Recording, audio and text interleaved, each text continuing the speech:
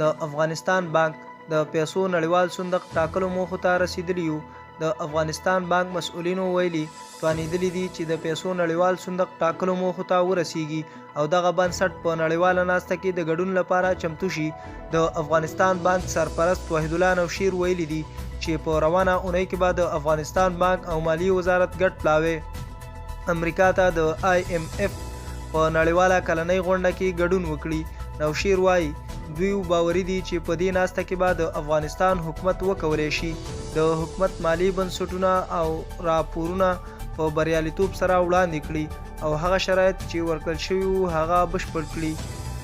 اقتصادي کارپوهان وایي چې د IMF په نړیواله کلنۍ غونډه کې د افغانستان حضور خورا ښه او د هیواد مالی بنسټونه باید د پیسو د نړیوال صندوق ورکړل شوي موخې پوره کړي.